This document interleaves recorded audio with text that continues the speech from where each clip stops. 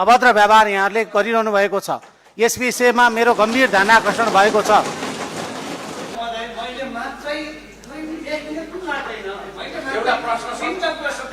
मान्य सदस्यहरूले हरेक दिन मान्य सदस्यहरूले सदनमा गरेको व्यवहार हाम्रो संविधान, हाम्रो कानुन, हाम्रो नियमावली भन्दा फरक छ, मर्यादा भन्दा विपरीत छ। सदन सञ्चालन गर्ने नियमावली भन्दा फरक व्यवहार, अभद्र व्यवहार यहाँहरूले गरिरहनु भएको छ।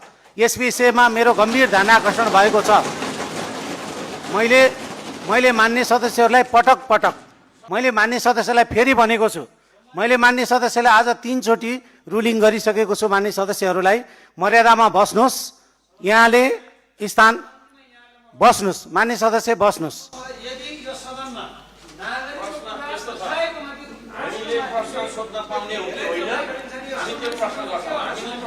मान्य सदस्यहरूलाई मैले प्रश्न सोध्न पाउनुहुन्छ, मैले यहाँहरूलाई समय दिन्छु, यहाँले आफ्नो कुरा राख्न पाउनुहुन्छ।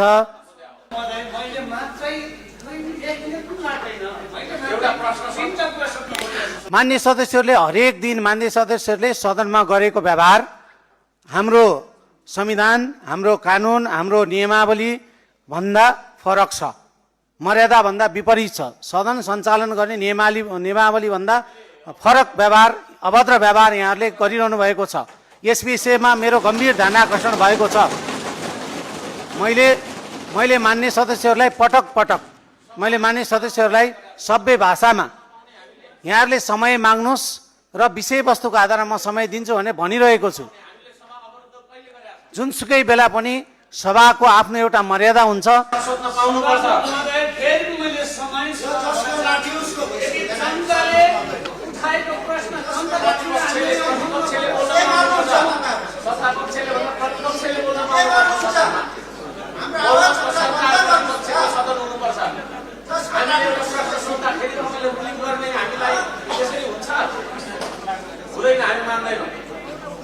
हामीले प्रश्न गर्न पाउनुपर्छ, प्रतिपक्षले प्रश्न गर्न पाउनुपर्छ, सत्ता पक्षको सरकारले उत्तर दिने हो, सांसदले उत्तर दिने होइन। त्यो चिज हो। विधि मान्ने भने सबैले मान्नुपर्छ, सबैलाई लगाउनुहोस् नियम। प्रतिपक्षले एउटा प्रश्न गर्नु खोज्दाखेरि तपाईँको छैन के छ रुलिङ गरिहाल्नुहोस् तपाईँले।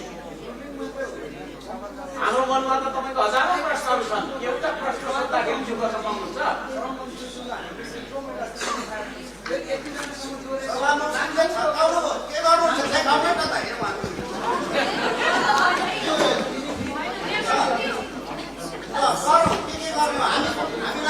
मान्य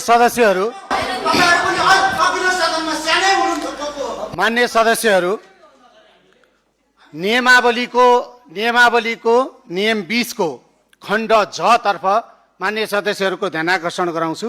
त्यसै गरी नियमावलीको नियम 21 को खण्ड क प्रति पनि मान्य सदस्यहरूको ध्यान आकर्षण गराउँछु। मान्य सदस्यहरू